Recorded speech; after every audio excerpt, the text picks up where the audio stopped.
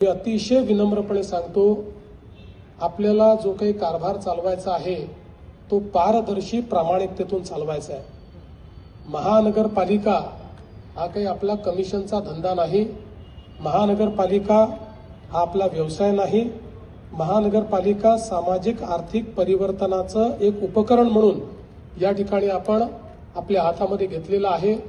त्यामुळे तशाच पद्धतीचा व्यवहार हा महानगरपालिकेमध्ये सर्वांकडून अपेक्षित आहे।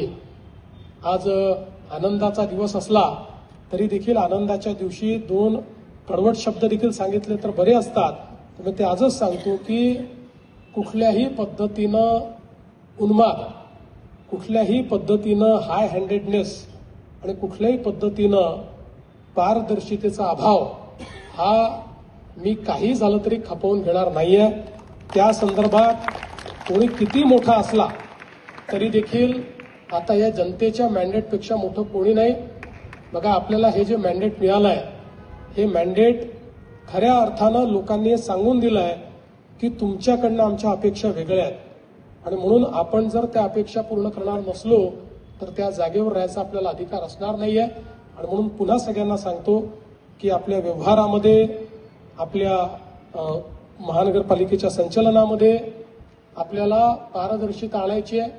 आणि एक गोष्ट तुम्हाला मी दाव्याने सांगतो की या निवडणुकीमध्ये आपण एक लोकांसमोर पुण्याचं चित्र मांडलेलं आहे, एक पुण्याचा पूर्ण प्लॅन आपण मांडलेला आहे। मी दाव्याने तुम्हाला सांगतो की येत्या 2 वर्षातच ज्या ज्या गोष्टी आपण सांगितलेल्या आहेत त्या प्रत्येक गोष्टीचं काम हे आपल्याला सुरू दिसेल। अशा पद्धतीनं आपण त्याचं संपूर्ण नियोजन केलेलं आहे।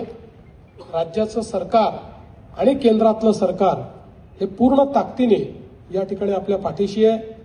आपले 3ही मंत्री असतील, सर्व आपले विधानसभेचे, विधान परिषदेचे सदस्य असतील, आपल्या खासदार असतील, सगळे मिळून या महानगरपालिकेच्या पाठीशी आम्ही अत्यंत भक्कमपणे उभे आहोत।